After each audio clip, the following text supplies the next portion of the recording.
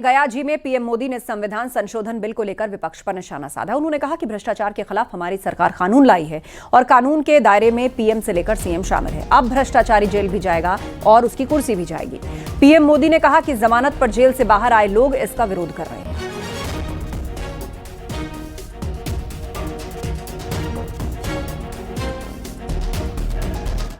NDA सरकार भ्रष्टाचार के खिलाफ एक ऐसा कानून लाई है जिसके दायरे में देश का प्रधानमंत्री भी है। इस कानून में मुख्यमंत्री और मंत्रियों को भी शामिल किया गया है।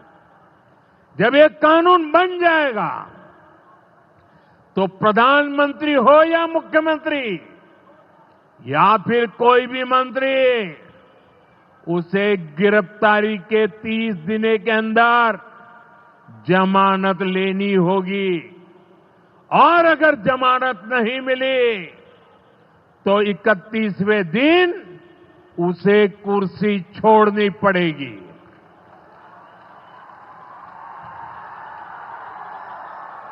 आप कहिए भाइयों, जो जेल जाए उसने कुर्सी छोड़नी चाहिए कि नहीं छोड़नी चाहिए? क्या वो कुर्सी पर बैठे रह सकता है क्या? क्या वो सरकारी फाइलों पे साइन कर सकता है क्या? क्या जेल में से कोई सरकार चला सकता है क्या? और इसलिए ऐसा सख्त कानून बनाने की तरफ हम आगे बढ़ रहे हैं। बाबा साहब आंबेडकर ने कभी सोचा भी नहीं था, कभी कल्पना भी नहीं की होगी कि सत्ता के भूखे लोग भ्रष्टाचार करेंगे और जेल जाने पर भी कुर्सी से चिपके रहेंगे। लेकिन अब भ्रष्टाचारी जेल भी जाएगा और उसकी कुर्सी भी जाएगी। ये आरजेडी और कांग्रेस वाले कोई बेल पर बाहर है, कोई रेल के खेल में अदालत के चक्कर लगा रहा है और जो जमानत पे बाहर घूम रहे हैं भी आज इस कानून का विरोध कर रहे हैं। इन्हें लगता है कि अगर जेल चले गए तो इनके सारे सपने चकनाचूर हो जाएंगे और इसलिए सुबह शाम ये लोग मोदी को भांति भांति की गाली दे रहे हैं और इतने बौखलाए हुए हैं कि इस जनहित के कानून का विरोध कर रहे हैं।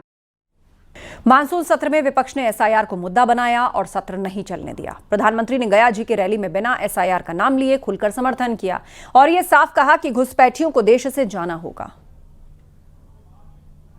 देश में घुसपैठियों की बढ़ती संख्या चिंता का विषय है। बिहार के सीमावर्ती जिलों में तेजी से डेमोग्राफी बदल रही है। इसलिए एनडीए सरकार ने तय किया है कि देश का भविष्य घुसपैठियों को नहीं तय करने देंगे। घुसपैठियों को बिहार के युवाओं के रोजगार नहीं छीनने देंगे। जिन सुविधाओं पर भारतीय लोगों का अधिकार है उस पर घुसपैठियों को डाका नहीं डालने देंगे। इस खतरे से निपटने के लिए मैंने डेमोग्राफी मिशन शुरू करने की बात कही है। बहुत जल्द ये मिशन अपना काम शुरू करेगा। हम हर घुसपैठियों को देश से बाहर करके ही रहेंगे।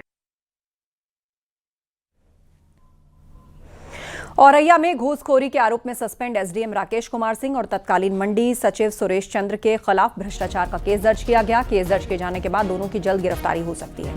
एडीएम ने कोतवाली सदर थाने में मामला दर्ज कराया।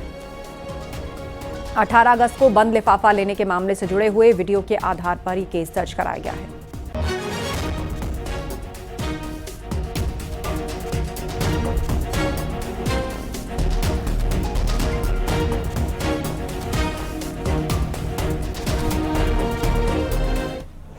सहारनपुर पुलिस ने आधार कार्ड में हेराफेरी करने वाले गिरोह का भंडाफोड़ किया। थाना बेहट पुलिस ने 3 आरोपियों को गिरफ्तार किया। आरोपियों की पहचान आसिफ, सागर और राजेश उर्फ राजू के रूप में हुई है। पुलिस पूछताछ में सामने आया कि आरोपी शामली के एक व्यक्ति के साथ मिलकर काम करते थे। वो किसी जानकार की आईडी और पासवर्ड का इस्तेमाल करते थे। रबर पर बनाए गए फर्जी थंबप्रिंट को स्कैनर से स्कैन करके आधार की आधिकारिक वेबसाइट में प्रवेश करते थे और इसके बाद किसी भी व्यक्ति के आधार कार्ड में नाम, पता, मोबाइल नंबर, फोटो बदल देते थे और इस काम के एवज में वो मोटी रकम वसूलते थे। पुलिस ने आरोपियों से फर्जी फिंगरप्रिंट वाला रबर स्टैम्प, 2 लैपटॉप बरामद किया।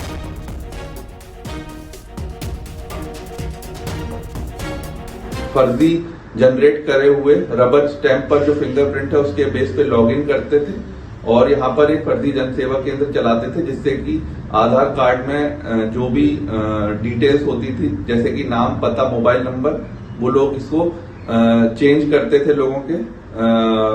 इसके बेस पे जब पुलिस ने काम किया तो ये पूरी कार्रवाई हुई है। बरामदगी एवं गिरफ्तारी के आधार पर थाना बेहट पर सुसंगत धाराओं में मुकदमा पंजीकृत किया जा चुका है और इन तीनों को माननीय न्यायालय के समक्ष पेश किया जा चुका है और इसमें विधिक कार्रवाई प्रचलित है।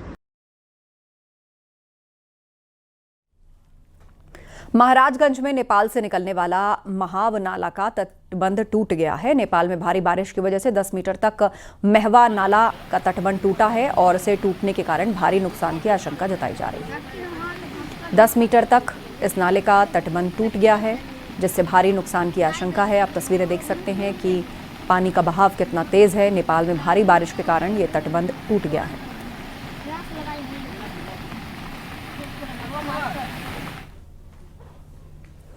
आगरा में यमुना नदी का जलस्तर लगातार बढ़ रहा है। हथनी कुंड और गोकुल बैराज से पानी छोड़ने के बाद रौद्र रूप देखने को मिल रहा है, जिसे लेकर नगर निगम ने अपनी तैयारियां तेज कर दी हैं। बाढ़ग्रस्त क्षेत्रों के लोगों के लिए शेल्टर होम बनाए गए हैं। लोगों की सुविधा के लिए कंट्रोल रूम तैयार करके टोल फ्री नंबर भी जारी किया गया है। अगर आवश्यकता पड़ती है तो उनको जो बाढ़ प्रभावित क्षेत्र के व्यक्ति हैं उनको रहने के लिए मतलब तैयार कर दिया है। इसके अलावा जो हमारे जो अगर पानी कहीं भरता है तो उसके लिए हमारे मतलब जितने भी मड पंप हैं सभी जो है वो क्रियाशील रहेंगे और पानी की निकासी तत्काल सुनिश्चित कराई जाएगी। इसके अलावा जो हमने एक कंट्रोल रूम बनाया जो 24 घंटे कार्यरत है। जो भी बाढ़ संबंधी सूचना हो या कोई चीज़ है तो उस पर जो है आसान इसकी सूचना दी जा सकती है इन नंबर पर, जिसका टोल फ्री नंबर 1533 है। मथुरा के गांव फॉडर में एक नवविवाहिता महक की संदिग्ध हालत में मौत हो गई और बताया जा रहा है कि युवती की शादी 5 महीने पहले हुई थी और मृतका के परिजनों ने ससुराल पक्ष पर दहेज और हत्या का आरोप लगाया। परिजनों का कहना है कि शादी के बाद से ही मानसिक और शारीरिक रूप से प्रताड़ित किया जा रहा था। घटना की जानकारी मिलने पर पुलिस मौके पर पहुंची और शव को पोस्टमार्टम के लिए भेजा।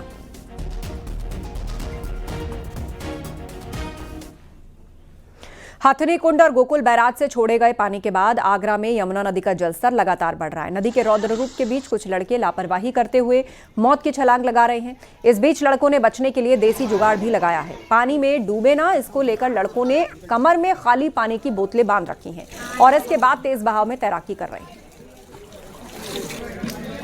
तोफनाती नदी में किस तरह ये लड़के छलांग लगा रहे हैं और एक देसी जुगाड़ भी इन्होंने किया हुआ है। ना डूबे इसके लिए बोतलों को कमर से बांध लिया है और इस तरह छलांग लगा रहे हैं। आगरा से ये तस्वीरें सामने आई हैं। कमर में खोखली बोतल बांधकर, खाली बोतल बांधकर ये तैराकी कर रहे हैं। अक्सर इस तरह की तस्वीरें जब सामने आती हैं, बारिश के उफनाते पानी में जब छलांग लोग लगाते हैं तो डूबने की घटनाएं भी होती हैं। ऐसे में उफनती नदी में लड़कों ने कमर से खाली बोतलें बांधकर छलांग लगाई है।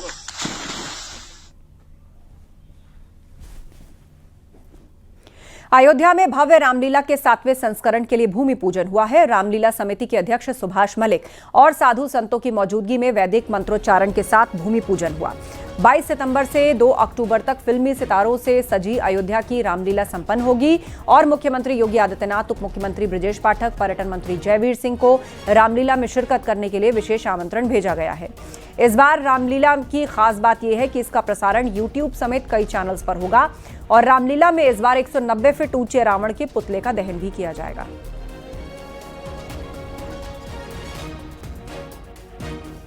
हम तो निमंत्रण तो सबको देते हैं, सबका आशीर्वाद हमें मिलता रहता है उनके और इस बार हमारी पूरी उम्मीद है कि माननीय मुख्यमंत्री जी हमें आशीर्वाद दें, हम बड़े भाग्यशाली होंगे कि हमारे लिए प्रभु राम से बढ़कर है।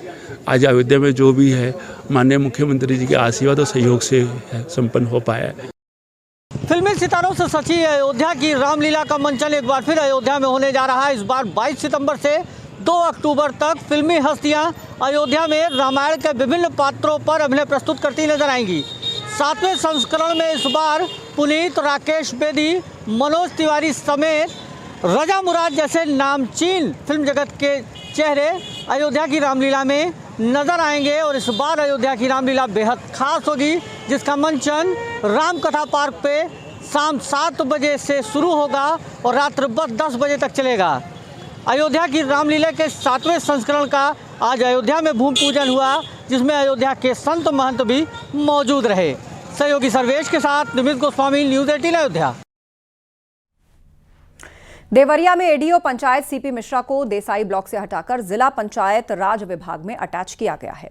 सीपी मिश्रा पर गड़बड़ी करने के गंभीर आरोप लगे हैं। दरअसल सीपी मिश्रा भटनी ब्लॉक में जब सचिव पद पर तैनात थे तब गांव के विकास कार्य में लगे हुए 44 लाख से ज्यादा का ब्यौरा जिला पंचायत राज विभाग में नहीं दे पाए थे, लेकिन एडीओ पंचायत के इस मामले को दबाए रखा और बाद में सीडीओ ने मामले की जांच की।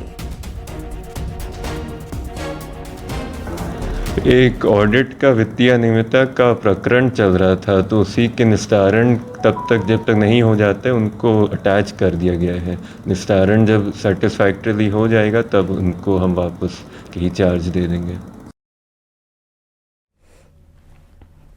और इस वक्त बड़ी खबर आ रही है, दिल्ली की सीएम के कार्यक्रम में हंगामा हुआ है। सीएम रेखा गुप्ता के कार्यक्रम में फिर से हंगामा हुआ। पुलिस ने हंगामा करने वाले शख्स को पकड़ लिया है। तो दिल्ली की मुख्यमंत्री रेखा गुप्ता का एक प्रोग्राम जिसमें कि जबरदस्त हंगामा हुआ है और इस हंगामा करने वाले शख्स को पुलिस ने गिरफ्तार कर लिया है। दिल्ली के सीएम के कार्यक्रम में एक बार फिर से हंगामा हुआ। हंगामा करने वाला युवक पुलिस द्वारा पकड़ लिया गया है। खबर गोरखपुर से है। मौसम में बदलाव के कारण लोगों को वायरल फीवर और डायरिया के मरीज जिला अस्पताल पहुंच रहे हैं और ओपीडी में करीब 2,500 के पार मरीजों की संख्या पहुंच चुकी है। डॉक्टर मरीजों को खान पान में सावधानी बरतने की सलाह दे रहे हैं। उनके मरीज अभी तक जो आए हैं 7-8 मरीज आए हैं, जिनको हम लोगों ने सबको स्वस्थ करके छुट्टी करके भेज दिया घर। मरीज को बचाव के लिए हम लोग यही संदेश देंगे कि भाई आप सबसे पहले कि अगर बारिश हो रही है इस बारिश में मत भींगिए। कहीं बाहर से धूप से आते हैं तो तुरंत फ्रिज का पानी निकाल के मत पीजिए। बाहर की कोई भी चीज़ें खोली हुई चीज़ें को मत खाइए और जब भी खाना हो सफाई से और साबुन से हाथ धो करके खाइए।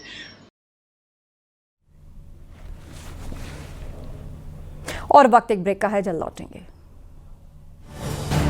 आप देख रहे हैं न्यूज़ 18 उत्तर प्रदेश उत्तराखंड।